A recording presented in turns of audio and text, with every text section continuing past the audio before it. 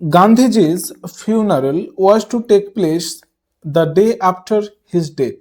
গান্ধীজির ফিউনারেল, গান্ধীজি এর apostrophe S আছে মানে এটা এর বোঝাচ্ছে। গান্ধীজির ফিউনারেল মানে শেষকৃত্য, ওয়াজ টু টেক প্লেস মানে ঘটার কথা ছিল। টেক প্লেস এটার মানে হচ্ছে ঘটা, টেক প্লেস মানে ঘটা, তাহলে ওয়াজ টু টেক প্লেস মানে ঘটার কথা ছিল the day after his death মানে তার মৃত্যুর পরের দিন। কেন? জেনারেলি যারা বিখ্যাত ব্যক্তি হয় তাদের কে অনেক জায়গা নিয়ে যেতে হয়, তারা দীর্ঘদিন যেখানে কাজ করেছিল তাদের যে অফিস সেখানে নিয়ে গিয়ে কিছুক্ষণ রাখা হয়, তারপর যাত্রা করানো হয়। ওকে, তো এইসব করতে করতে অনেক টাইম লেগে যায়, সেই জন্য সাধারণত যেদিন মারা যায় কোনো বিখ্যাত ব্যক্তি তার পরের দিন শেষকৃত্য হয়। তাহলে এখানে বলছে গান্ধীজির funeral was to take place the day after his death মানে তার মৃত্যুর পরের দিন তার শেষকৃত্য হওয়ার কথা ছিল। আওয়ার্স ইন অ্যাডভান্স মানে কয়েক ঘন্টা আগে থেকেই, অ্যাডভান্স মানে কি আগে থেকেই, তাহলে আওয়ার্স ইন অ্যাডভান্স মানে কয়েক ঘন্টা আগে থেকেই পিপল লাইন্ড, লাইন কথাটার মানে হচ্ছে সারিবদ্ধভাবে দাঁড়ানো। যখন তোমরা দেখে থাকবে কোনো লিডার আমাদের দেশের কোনো বড় লিডার যখন আমাদের রাজ্যে আসে বা আমাদের রাজ্যের কোনো লিডার যখন আমাদের গ্রামে আসে, তখন রাস্তার ধারে লোক দাঁড়িয়ে থাকে লাইন ধরে, তাই তো? লাইন ধরে লোক দাঁড়িয়ে থাকে পতাকা হাতে করে, সেটা কোনো পার্টির পতাকা হতে পারে বা দেশের পতাকা হতে পারে। তাহলে বলছে আওয়ার্স ইন অ্যাডভান্স মানে কয়েক ঘন্টা আগে থেকেই পিপল লাইন্ড মানুষজন সারিবদ্ধভাবে দাঁড়িয়েছিল the route, line the route মানে সেই রাস্তার দুদিকে সারিবদ্ধভাবে দাঁড়িয়ে ছিল, রুট মানে রাস্তা। The funeral procession was to follow তাহলে তার শেষকৃত্যের যে শেষ যাত্রা সেটা যেই রাস্তা ধরে হওয়ার কথা ছিল সেই রাস্তার দুধারে মানুষজনরা সারিবদ্ধভাবে দাঁড়িয়েছিল। Okay, Padmasi, Padmasi mister Naidu's daughter, mister নাইডুর মেয়ে বা কন্যা হচ্ছে পদ্মাসী। স্পোক ফর আস আমাদের জন্য বলেছিল, স্পিক মানে বলা, স্পোক মানে বলেছিল, স্পোক ফর আস ফর মানে জন্য, আস মানে আমাদের, তাহলে আমাদের জন্য কে বলেছিল? মিস্টার নাইডুর কন্যা পদ্মাসী। অল, আস অল মানে আমাদের সবার জন্য, তাহলে Padmasi mister Naidu's daughter spoke for us all মানে আমাদের সবার জন্য সে বলেছিল। কি বলেছিল? ওয়েন সি সেড যখন সে বলেছিল, সিম্পলি মানে সাধারণভাবে, উই উইল ওয়াক আমরা হাঁটবো, উইয়ের পর শ্যাল হয় সাধারণত, কিন্তু এখানে উইল আছে কেন?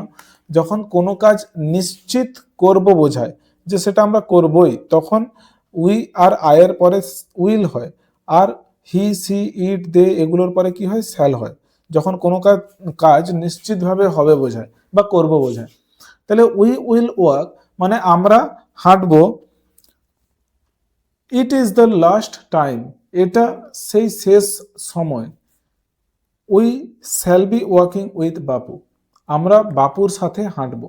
উই শ্যাল বি ওয়াকিং এটা আছে ফিউচার কন্টিনিউয়াস টেন্সে, তাহলে আমরা হাঁটবো। ফিউচার কন্টিনিউয়াস টেন্স কখন হয়? যখন কোনো কাজ কিছুক্ষণ ধরে হতে থাকবে বোঝায় বা হবে বোঝায়, কিছুক্ষণ ধরে হতে থাকবে। ইট ইজ দ্য লাস্ট টাইম এটাই হচ্ছে শেষ সময় যখন আমরা বাপুর সাথে শেষবারের জন্য হাঁটবো। কে বললো এটা? মিস্টার নাইডুর কন্যা বললো, আমাদের সবার জন্য, সবার হয়ে বললো। এটা দেখো গান্ধীজির ফিউনারেলের একটা ছবি আঁকা হয়েছে এখানে। It was an agonising work, agonising কথাটার মানে হচ্ছে যে খুবই যন্ত্রণাদায়ক। It was an agonising work এটা ছিল একটা খুবই যন্ত্রণাদায়ক হাঁটা, কারণ তাদের প্রিয় মানুষের মৃত্যুর শেষ যাত্রা হচ্ছে। ওকে, ফিউনারেল মানে শেষকৃত্যের শোভাযাত্রা হচ্ছে বা শেষ যাত্রা হচ্ছে, তাহলে এখানে তাদের যে হাঁটাটা নিশ্চয়ই আনন্দের হবে না, খুবই যন্ত্রণাদায়ক হবে, পেনফুল হবে। তাহলে ইট ওয়াজ অ্যান অ্যাগোনাইজিং ওয়ার্ক এটা ছিল খুবই একটা যন্ত্রণাদায়ক হাঁটা। থাউজেন্ডস সাইলেন্টলি ওয়াচড, থাউজেন্ডস মানে হাজার হাজার লোকেরা, সাইলেন্টলি মানে নীরবে, সাইলেন্টলি মানে নীরবে বা চুপচাপ, ওয়াচড ওয়াচ মানে দেখা, ওয়াচড মানে দেখছিল, তাহলে হাজার হাজার লোক চুপচাপ বা নীরবে দেখছিল দ্য প্রসেশন সেই শোভাযাত্রাটি বা শেষকৃত্যের যে যাত্রা সেটা দেখছিল। বাপু লে, লাই কথাটার মানে হচ্ছে শুয়ে থাকা, লে কথাটার মানে হচ্ছে শুয়ে ছিল বা এটা পাস্ট টেন্স লাই। বাপু লে বাপু শুয়েছিল অন অ্যান ওপেন ট্রাক, বাপু শুয়েছিল কিসের ওপরে? অ্যান ওপেন ট্রাক, একটা খোলা ট্রাকের ওপরে বাপু শুয়েছিল, মানে বাপুর দেহটা রাখা ছিল আর কি। কভার্ড উইথ ফ্লাওয়ার্স, যেই ট্রাকটা ঢাকা ছিল, কভার্ড মানে ঢাকা ছিল, উইথ ফ্লাওয়ার্স ফুলের দ্বারা বা ফুলের সাথে, তাহলে ফুল দ্বারা পুরো ট্রাকটা কি ছিল? ঢাকা ছিল, যেই ট্রাকে বাপুর দেহটা শুয়ে রাখা হয়েছিল। থাউজেন্ডস মানে হাজার হাজার লোকেরা, থাউজেন্ডস অফ পিপল মানে হাজার হাজার লোকেরা, ওয়েপ্ট, উইপ কথাটার মানে হচ্ছে কাঁদা, WEEP, উইপ আর ক্রাই দুটোর মানে হচ্ছে কাঁদা, কিন্তু ক্রাই হচ্ছে যে বাচ্চাদের মতো কাঁদা আওয়াজ করে, আর উইপ হচ্ছে কিরকম কাঁদা? যেরকম বড়রা কাঁদে, যে চোখ দিয়ে জল পড়তেছে কিন্তু আওয়াজ করতেছে না, সেটাকে বলা হয় উইপ। তাহলে বড়রা নিশ্চয়ই ক্রাই করে না, উইপ করে, রাইট? তাহলে থাউজেন্ডস অফ পিপল, উইপের পাস্ট হচ্ছে ওয়েপ্ট, তাহলে থাউজেন্ডস অফ পিপল ওয়েপ্ট মানে হাজার হাজার লোক কেঁদেছিল। ট্রাইং মানে চেষ্টা করে, ট্রাই মানে চেষ্টা করা, আর ট্রাইং মানে চেষ্টা করে, এটা প্রেজেন্ট পার্টিসিপল। টু টাচ মানে ছুঁইতে, টাচ মানে ছোঁয়া, টু টাচ মানে ছুঁইতে, এটা ইনফিনিটিভ। এগুলো সব নন ফাইনাইট ভার্ব, এই যে প্রেজেন্ট পার্টিসিপল, তারপরে টু টাচ, এগুলো ইনফিনিটিভ, এগুলো সব আমরা নন ফাইনাইট ভার্বে শিখি। তাহলে হাজার হাজার মানুষ কি করেছিল? কেঁদেছিল। ট্রাইং মানে চেষ্টা করে, কিসের চেষ্টা করছিল তারা? টু টাচ মানে ছুঁইতে, বাপুস ফিট বাপুর পাগুলো, তাহলে বাপুর পাগুলো ছোঁয়ার চেষ্টা করে তারা কি করছিল? সবাই কাঁদছিল। ইট ওয়াজ ইম্পসিবল, এটা ছিল অসম্ভব। টু মুভ, মুভ মানে নড়াচড়া করা, টু মুভ মানে নড়াচড়া করতে, বা নড়াচড়া করা ছিল অসম্ভব ব্যাপার, কারণ এতটাই ভিড়ভাট্টা ছিল। ইন দ্য থিক ক্রাউড, এরকম একটা ঘন, ক্রাউড মানে ভিড়, এরকম ঘন, থিক মানে ঘন, তাহলে এরকম ঘন ভিড়ের মধ্যে হাঁটাচলা করা বা নড়াচড়া করা, হাঁটাচলা না, এখানে বলা আছে টু মুভ মানে নড়াচড়া করা ছিল একটা অসম্ভব ব্যাপার। অ্যাজ আই মুভড ফরওয়ার্ড, যখন আমি আগের দিকে এগিয়ে গিয়েছিলাম, স্লোলি মানে আস্তে আস্তে, আই আন্ডারস্টুড আমি বুঝতে পেরেছিলাম, আন্ডারস্ট্যান্ড মানে বুঝতে পারা, আন্ডারস্টুড মানে বুঝতে পেরেছিলাম। I was not merely in the mist of grieving people, যে আমি শুধুমাত্র কিছু দুঃখিত মানুষদের মধ্যে দাঁড়িয়েছিলাম না। গ্রিভিং মানে দুঃখিত, মিস্ট মানে মধ্যে বোঝাচ্ছে, যে I was not merely in the mist of grieving people, যে আমি শুধুমাত্র কিছু দুঃখিত মানুষদের মধ্যে দাঁড়িয়েছিলাম না, সেই মানুষগুলো আরো বড় মাপের লোক ছিল। কেন বড় মাপের লোক ছিল সেটা জানতে পারবে পরে। This was even more than the funeral procession of India's beloved leader. This was even মানে এটা ছিল এমন কি, ইভেন মানে এমন, এমন কি, ওকে। দিস ওয়াজ ইভেন মোর দেন মানে চেয়েও বেশি, মোর মানে বেশি, দেন মানে চেয়ে, তাহলে এটা আমাদের ভারতের ভালোবাসার নেতার শেষকৃত্যের শোভাযাত্রার থেকেও বেশি কিছু ছিল।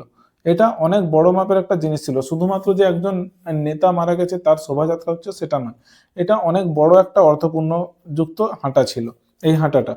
I was among the people, আমি ছিলাম অ্যামাং দ্য পিপল মানে লোকেদের মাঝে, ফর হুম যাদের জন্য, ফর হুম যাদের জন্য, walking with Bapu had a special meaning, যে যাদের কাছে বা যাদের জন্য বাপুর সাথে হাঁটা একটা বিশেষ অর্থযুক্ত ছিল। মানে সেই সব লোকেরা বাপুর সাথে তার বিভিন্ন আন্দোলনে তারা বাপুর সাথে হাঁটতেন, বাপুর সাথে যেতেন, আন্দোলন করতেন, তো তাদের জন্য বাপুর সাথে শেষবারের জন্য হাঁটা একটা বিশেষ অর্থযুক্ত ছিল। সেই জন্যই লেখিকা এখানে বলছেন যে আমি যে শুধু কয়েকটা দুঃখিত মানুষদের মধ্যে দাঁড়িয়েছিলাম সেটা নয়, আমি দাঁড়িয়েছিলাম বিশেষ বিশেষ লোকেদের মধ্যে যারা বাপুর সাথে আন্দোলন করতে যেতেন, সেই সব বিখ্যাত লোকেদের মাঝে আমি দাঁড়িয়েছিলাম, বা ভালো ভালো লোকেদের, যার দেশপ্রেমিকদের মধ্যে আমি দাঁড়িয়েছিলাম, ওকে, যাদের কাছে বাপুর সাথে হাঁটা একটা বিশেষ অর্থযুক্ত ছিল, অর্থপূর্ণ ছিল। We had walked with Bapu, আমরা হেঁটেছিলাম বাপুর সাথে, over the rough and smooth of India's recent history. Rough and smooth মানে, রাফ মানে অমসৃণ, স্মুথ মানে মসৃণ, কিন্তু এখানে রাফ অ্যান্ড স্মুথ মানে হচ্ছে ভালো এবং খারাপ। আর ইন্ডিয়াস রিসেন্ট হিস্ট্রি মানে ভারতের আধুনিক ইতিহাস, রিসেন্ট মানে মডার্ন বলতে পারো। ওকে, ইন্ডিয়াস রিসেন্ট হিস্ট্রি মানে ভারতের যে আধুনিক ইতিহাসের খারাপ সময় এবং ভালো সময়ে আমরা বাপুর সাথে হেঁটেছি। কারণ কি, সে হচ্ছে আমাদেরকে আন্দোলনের নেতৃত্ব দিতেন। তাহলে ইতিহাস, আমাদের সমাজে আমাদের দেশের খারাপ সময় ভালো সময় আসে, কখনো ভালো সময় চলছে কখনো খারাপ সময় চলছে। তাহলে বলছে যে আধুনিক ইতিহাসের খারাপ সময়ে এবং ভালো সময়ে আমরা বাপুর সাথে হেঁটেছি। We could not now accept, আমরা এখন পারছিলাম না এটা একসেপ্ট করতে। একসেপ্ট করা মানে কি, গ্রহণ করতে, মেনে নিতে। Okay, we could not now accept মানে আমরা এখন মেনে নিতে পারছিলাম না দ্য ফ্যাক্ট মানে এই ব্যাপারটি। ফ্যাক্ট মানে অ্যাকচুয়ালি তথ্য হয়, এখানে বলবে তোমরা যে এই ব্যাপারটি, আমরা এই ব্যাপারটি মেনে নিতে পারছিলাম না, দ্যাট দ্য ম্যান যে মানুষটি, হু হ্যাড লেড আস যে আমাদেরকে নেতৃত্ব দিয়েছিলেন, লিড কথাটার এল এল ই এ ডি, লিড কথাটার মানে হচ্ছে যে নেতৃত্ব দেওয়া, তারই পাস্ট হচ্ছে লেড। তাহলে হু হ্যাড লেড আস যে যিনি আমাদেরকে নেতৃত্ব দিয়েছিলেন, ওভার মেনি ডিফিকাল্ট পাথস অনেক কঠিন রাস্তায়। Okay, was never going to walk with us again, তিনি আর কখনোই আমাদের সাথে হাঁটতেন না মানে হাঁটবেন না। তাহলে এখানে পুরো সেন্টেন্সটা কি বলছে, যে আমরা এটা এই যে ব্যাপারটা মেনে নিতে পারছিলাম না, যে যেই মানুষটা আমাদেরকে অনেক কঠিন পথে আমাদেরকে নেতৃত্ব দিয়েছেন, সেই মানুষটি আর কখনোই আমাদের সাথে হাঁটবেন না, আর কখনো আমাদের সাথে ঘুরে আসবেন না, কখনো আমাদের মধ্যে আর ফিরে আসবেন না, আর আমাদের সঙ্গে কখনো হাঁটবেনও না। বাপুস স্লাইট ফিগার, স্লাইট কথাটার মানে হচ্ছে ছিপছিপে বা রোগা। বাপুস স্লাইট ফিগার মানে বাপুর রোগা যে শরীর, হ্যাড ওয়ার্কড মানে হেঁটেছিল, স্টাফ ইন হ্যান্ড মানে হাতে লাঠি নিয়ে, over a large part of India ভারতের একটা বড় অংশ জুড়ে। ওকে, একটা ভারতের বড় অংশ জুড়ে বাপু হাতে লাঠি নিয়ে হেঁটেছিলেন। To walk is to make slow progress মানে বলছে হাঁটা, টু ওয়াক এখানে আমরা ওয়াকিং বলতে পারতাম, যে ওয়াকিং এটা জেরান্ট বলে দিতে পারতাম, কিন্তু জেরান্ট না করে এখানে টু ওয়াকও বলতে পারি, এটা ইনফিনিটিভ করছে। তাহলে টু ওয়াক মানে হাঁটা, is to make slow progress মানে হাঁটার মানে হচ্ছে আস্তে আস্তে উন্নতি করা, প্রোগ্রেস মানে উন্নতি হয়, এগিয়ে যাওয়া হয়। তাহলে আমরা যখন হাঁটতে থাকি তখন স্লো প্রোগ্রেস করতে থাকি, আস্তে আস্তে উন্নতি হতে থাকে আমাদের। Okay, it is to think with clarity, এটা হচ্ছে ক্ল্যারিটি মানে স্পষ্টতা। ওকে, তাহলে it is to think with clarity মানে এটা হচ্ছে যে স্পষ্টতার সাথে চিন্তা করা।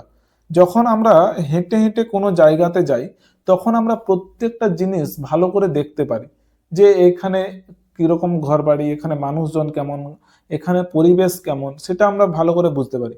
যদি হেলিকপ্টারে করে উপরে উড়ে উড়ে চলে যায় তাহলে কিচ্ছু বুঝতে পারবে না। হেঁটে হেঁটে যদি ওই সমাজটার মধ্যে ঘুরে দেখা যায় তখন তুমি প্রত্যেকটা মানুষের চিন্তা ভাবনা কেমন, ওই সমাজটা কেমন, সেটার ব্যাপারে ভালোভাবে বুঝতে পারবে।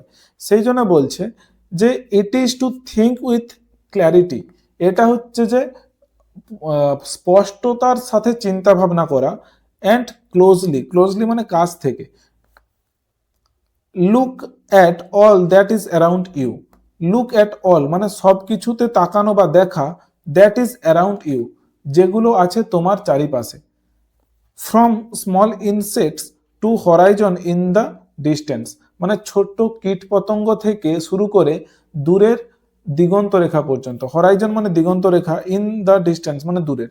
তাহলে দূরের আমরা যখন, এটা একটু মন দিয়ে শুনবে, যে যখন আমরা কোনো জায়গাতে হাঁটি তখন সেই হাঁটার মধ্যে কি থাকে, আমাদের হাঁটার মধ্যে থাকে স্লো প্রোগ্রেস, আস্তে আস্তে উন্নতি। কারণ কি, সাপোজ আমি একজন নেতা, ওকে, আমার কাজ হচ্ছে মানুষের সাহায্য করা, মানুষের অবস্থা বোঝা। আমি যদি সেই এলাকাতে বন্যা হয়ে যাওয়ার পর হেলিকপ্টার নিয়ে ওপরে আকাশে উড়ে উড়ে একটু দেখে নিলাম, তাহলে কি আমি মানুষের আসল যে সমস্যা সেটা ভালো বুঝতে পারবো? না আমি যদি নিজের পায়ে হেঁটে হেঁটে মানুষদের সাথে কথা বলি এবং নিচ থেকে পুরো রুট লেভেল, এটাকে বলা হয় গ্রাউন্ড লেভেল, ওকে, গ্রাস রুট লেভেল বলা হয়, যে আমি যদি পুরো সেখানে সেই গ্রামে এসে বা সেই শহরে এসে হেঁটে হেঁটে চারিদিক ঘুরে দেখি যে মানুষজনগুলো কেমন আছে, তাদের সাথে কথা বলি, তখন আমি ভালোভাবে তাদের সাহায্য করতে পারবো। অবশ্যই উত্তর হচ্ছে হেঁটে হেঁটে ঘুরলে। ওকে, তাহলে এখানে বলছে যে যখন আমরা কোনো হেঁটে হেঁটে যাই কোথাও, তখন হচ্ছে এটা আস্তে আস্তে প্রোগ্রেস হয়। ইট is to think with clarity, মানে আমরা পুরো স্বচ্ছভাবে চিন্তা ভাবনা করতে পারি সেই জায়গাটার সম্পর্কে। অ্যান্ড ক্লোজলি, মানে এবং কাছ থেকে আমরা যখন দেখি সেইটার ব্যাপারে আরো ভালো বুঝতে পারি। Look at all that is around you, এবং যখন আমরা হাঁটি তখন প্রত্যেকটা জিনিসের উপর আমরা নজর দিতে পারি। যদি আমরা স্পিডে কোনো যানবাহনে করে চলে যাই তখন প্রত্যেকটা জিনিসের প্রতি নজর দেওয়া সম্ভব নয় যে কোথায় কি আছে। আর যখন আমরা যখন হাঁটতে হাঁটতে এগোই তখন প্রত্যেকটা জিনিসের উপর আমরা কি করি, নজর দিতে পারি, তাই তো? তাই জন্য এখানে বলছে look at all that is around you, তোমার চারপাশে যা আছে সেগুলো তুমি ভালো করে সব দেখতে পারবে। ফ্রম স্মল ইনসেক্টস, মানে ছোট কীট পতঙ্গ থেকে শুরু করে to the Horizon in the distance, মানে দূরের দিগন্ত রেখা পর্যন্ত। দিগন্ত রেখা কোনটাকে বলে? সমুদ্রের পাড়ে যদি যাও, তুমি সমুদ্রের তীরে যাও, জল আর আকাশ এক জায়গায় মিশে গেছে, একটা রেখা তৈরি হয়ে গেছে, ওটাকে বলা হয় দিগন্ত রেখা। আমরা ফাঁকা মাঠের ধারে দাঁড়ালেও দেখি যে অনেক দূরে ছোট ছোট গাছপালা এবং সেই গাছপালার মধ্যে যেন আকাশ মিশে গেছে, ওই জায়গাটাকে বলা হয় দিগন্ত রেখা। তাহলে যখন আমরা হেঁটে হেঁটে যাই তখন ছোট্ট ছোট্ট কীট পতঙ্গ থেকে শুরু করে, কীট পতঙ্গ মানে কি, পুরো সামনে আছে ছোট ছোট জিনিস সামনে থেকে দেখতে পাই। তাহলে বলতে চাচ্ছে যে পুরো সামনের কীট পতঙ্গ থেকে শুরু করে দূরের দিগন্ত রেখা পর্যন্ত প্রত্যেকটা জিনিস আমাদের নজরে আসে। কখন? যখন আমরা হেঁটে হেঁটে কোথাও ঘুরে বেড়াই, তাই তো? তাই জন্য গান্ধীজি হাঁটা পছন্দ করতেন, এটাই বলতে যাচ্ছে। মোর ওভার মানে এছাড়াও বা আরো, to walk was often the only way open to the average Indian. Gandhiji কি কারণে হেঁটে হেঁটে চারিদিকে বেড়াতেন? যাতে সে সমাজটাকে ভালোভাবে আরো বুঝতে পারে, সমাজের মানুষের কষ্ট বুঝতে পারে, সমাজের মানুষকে চিনতে পারে। কিন্তু আরো একটা কারণ ছিল তার হাঁটার, সেটা হচ্ছে যে টু ওয়াক ওয়াজ অফেন, মানে হাঁটা ছিল, অফেন মানে প্রায়, দ্য অনলি ওয়ে মানে একমাত্র পথ, ওপেন মানে খোলা, টু দ্য এভারেজ ইন্ডিয়ান মানে সাধারণ ভারতীয়দের জন্য। তখনকার সময় সাধারণ ভারতীয়দের কাছে একটা সাইকেল কেনা ছিল একটা বিরাট বড় ব্যাপার। তখনকার সময় যদি কাদেরও বাড়িতে সাইকেল কিনে নিত তখন তাকে সমাজের বড় লোক বলে মানা হতো। ওকে, তাহলে সেই রকম সময়ে গাড়ির কথা তো ভুলেই যাও, সাইকেলের যদি কিনলে বড়লোক হবে, তাহলে ভাবো যে গাড়িতে ঘোরা কি কখনো সম্ভব সাধারণ মানুষের পক্ষে? তো সাধারণ মানুষকে যদি ঘুরতে হয় তাদের একমাত্র পথ যেটা খোলা ছিল সেটা হচ্ছে যে পায়ে হেঁটে চলা। ওকে, তাহলে যখন তুমি সমাজের মানুষের কষ্ট বুঝে তাদেরকে নিয়ে আন্দোলনে এগাতে যাবে তোমাকে হাঁটতে হবে। তুমি যদি গাড়িয়ে করে যাও এবং পাশে সাধারণ মানুষ হাঁটতে থাকে, সেটা কি আসল নেতৃত্ব দেওয়া হবে? তুমি ভালো একজন নেতা কখন হতে পারবে? যখন হচ্ছে সাধারণ মানুষ যেই রকম বসবাস করতেছে তুমিও সেই রকম ভাবে বসবাস করবে। কিন্তু দুর্ভাগ্যবশত বর্তমানে সেই রকম নেতা পাওয়া খুবই কষ্টকর, যে সাধারণ মানুষের মতো তারা জীবনযাপন করে। ওকে, সাধারণ মানুষের ছেলে যেই স্কুলে পড়বে নেতাদের ছেলে মেয়েরাও সেই স্কুলে পড়বে। সাধারণ মানুষরা যেরকম বাড়িতে থাকে নেতারাও যেন সেরকম বাড়িতে থাকে, সেরকম গাড়িতে ঘোরে। ওকে, কিন্তু দুর্ভাগ্যবশত এখন সেটা আর হয় না। কিন্তু তখনকার সময় গান্ধীজি কেন হাঁটতেন? এক নম্বর কারণ হচ্ছে সমাজকে ভালোভাবে চেনার জন্য, সবকিছু ভালো করে বোঝার জন্য। কারণ তিনি তো পড়াশোনা করেছেন বিদেশে, তিনি ভারতে বেশি টাইম কাটাননি, ছোটবেলা থেকে কাটেছেন, বাট আমরা ছোটবেলা থেকে কি চারিদিকে ঘুরে মানুষের সঙ্গে কথা বলার সুযোগ পাই না? কিন্তু আমরা নিজেকেই ভালো করে চিনতে পারি না ছোটবেলায়, আর সমাজ তো অনেক দূরের কথা। তো তিনি সমাজকে চেনার জন্য পায়ে হাঁটতেন। আর দু নম্বর কেন হাঁটতেন, কারণ কি ছিল, সেটা হচ্ছে যে তিনি জানতেন যে ভারতের সাধারণ মানুষকে যদি আন্দোলনে নামাতে হয় তাদের দিকে কি করতে হবে, হাঁটতে হবে। কারণ তাদের কাছে সাইকেলও নেই, তাদের কাছে গাড়িতে অনেক দূরের কথা, সাইকেলও নেই। তাহলে তাদের দিকে আন্দোলন করতে গেলে পায়ে হেঁটেই আন্দোলন করতে হবে। এবং আমি যদি চাই তাদের দিকে নিয়ে আন্দোলন করতে, আমাকেও পায়ে হাঁটতে হবে। ওকে, তাহলে সাধারণ বা গড় ভারতীয়দের কাছে হাঁটা হাঁটা ছিল একমাত্র পথ যেটার দ্বারা তারা আন্দোলন করতে পারত। ইট রিকোয়ার মানে প্রয়োজন, ইট রিকোয়ার্ড মানে ইট মানে এখানে ওয়াকের কথা বলছে, ওয়াকিং, যে হাঁটতে গেলে প্রয়োজন হয় নো ভেহিকল, কোনো যানবাহনই নয়। মানে বলতে আছে যে আমরা যখন হাঁটতে যাই তখন কোনো যানবাহনের দরকার হয় না, এক্সেপ্ট, এক্সেপ্ট কথাটার মানে হচ্ছে ছাড়া, এক্সেপ্ট হিজ ওন বডি, তার নিজের দেহ ছাড়া। যখন আমরা হেঁটে কোথাও যাই তখন আমাদের নিজের বডি ছাড়া, নিজের দেহ ছাড়া আর কোনো কিছুর দরকার নেই। না তো তোমাকে হচ্ছে সাইকেল নিতে হবে, না তো বাইক নিতে হবে, না তো তেল ভরতে হবে তাতে, না তো মিস্ত্রি লাগবে, কিছু না, নিজের শুধু দেহটা দরকার। অ্যান্ড কস্ট হিম নাথিং, এবং কিছুই খরচা দরকার নেই, এখানে তেল খরচা নেই। নাথিং বাট হিজ এনার্জি, মানে কিছুই খরচা নেই বাট হিজ এনার্জি, বাট কথাটার মানে হচ্ছে ছাড়া। ওকে, এটা বাট কথাটা হচ্ছে এখানে প্রিপোজিশন, এখানে এক্সেপ্ট যেরকম আছে বাট, এই দুটোর মানে একই, এক্সেপ্টের জায়গায় বাট ইউজ করতে পারি, বাটের জায়গায় এক্সেপ্ট ইউজ করতে পারি। তাহলে নাথিং বাট হিজ এনার্জি, তাহলে এখানে নাথিং এর পরে বাটটাই জেনারেলি বসাই ইংলিশে। তাহলে বলছে আমাদের শরীরের এনার্জি মানে কি, শক্তি, আমাদের শারীরিক শক্তি ছাড়া আর কোনো কিছুই দরকার নেই। যখন আমরা হাঁটতে যাই শারীরিক একটু শক্তি দরকার এবং আমাদের নিজের দেহ দরকার। গাড়ি চালাতে গেলে যেমন তেল লাগে সেরকম আমাদের দেহকে চালাতে গেলে একটু এনার্জি লাগে। তাহলে আমাদের শরীরের এনার্জি বা শক্তি এবং আমাদের দেহ এটাই দরকার হাঁটতে গেলে। তাই সাধারণ মানুষের একমাত্র পথ, দেখো কেউ বেঁচে আছে মানে তার তো নিশ্চয়ই শরীরটা আছে এবং তার মধ্যে কিছু শক্তিও আছে। তো তুমি যদি এক জায়গা থেকে অন্য জায়গায় যেতে চাও একজন সাধারণ মানুষ হয়ে বা গরিব মানুষ হয়ে, তোমার একমাত্র খোলা পথ হচ্ছে কি হাঁটা। সেটা গান্ধীজি ভালোভাবে বুঝতে পেরেছিলেন, সেই জন্য তিনি চারদিকে হেঁটে হেঁটে ঘুরতেন। Gandhiji took this necessity, Gandhiji এই প্রয়োজনীয়তাটা নিয়েছিলেন।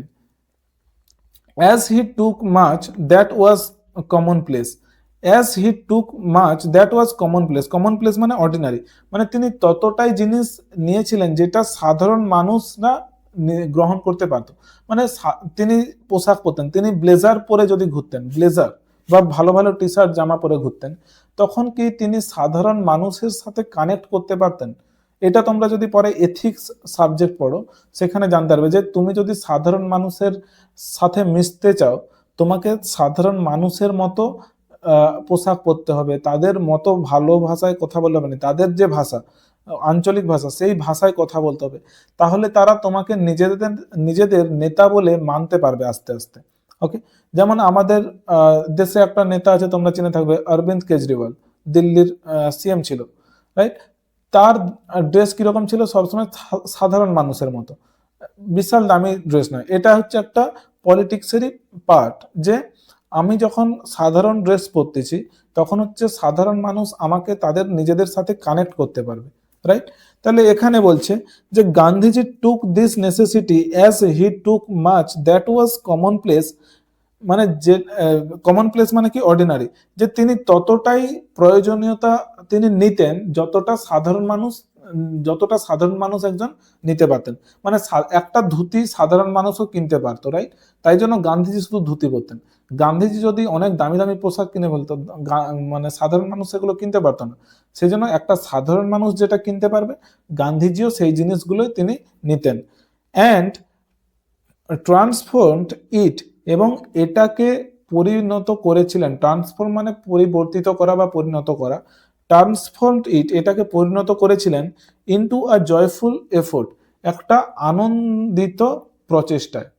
ওকে, তিনি হচ্ছে যে হাঁটতেন এবং সাধারণ মানুষের মতো ড্রেস পরতেন, এবং এই যে হাঁটতে হাঁটতে সাধারণ মানুষের সাথে হাতে একটা লাঠি নিয়ে সাধারণ মানুষদের সাথে সাধারণ মানুষের মতো হয়ে হাঁটা, এই যে হাঁটার মধ্যে তিনি এটাকে কিসে পরিণত করেছিলেন, এই হাঁটার আন্দোলনটাকে তিনি পরিণত করেছিলেন একটা জয়ফুল এফোর্ট, মানে একটা আনন্দদায়ক প্রচেষ্টাতে তিনি পরিণত করেছিলেন। সেই জন্যই তো তিনি গান্ধীজি। তার আন্দোলন করার জন্য 100টা গাড়ির দরকার নেই। এখনকার তুমি নেতাদেরকে দেখে থাকবে যে আন্দোলন করতে বেরোলে তাদের হচ্ছে যে আগের দিকে পিছনের দিকে কত গাড়ি কত বডিগার্ড থাকে। গান্ধীজি সেই সব কিছু নিতেন না, তিনি হচ্ছে সেই জিনিসটাই নিতেন যেটা একটা সাধারণ মানুষ এফোর্ড করতে পারতো বা একটা সাধারণ মানুষ কিনতে পারতো। ওকে, তাহলে এইভাবে তিনি সাধারণ মানুষের সাথে মিশে গিয়ে তাদের সাথে আন্দোলন করতেন এবং হাঁটতেন চারিদিকে, এবং সেই হাঁটাটাকেই তারা আনন্দিত একটা এফোর্ট বা প্রচেষ্টায় পরিণত করতে তিনি সক্ষম হয়েছিলেন।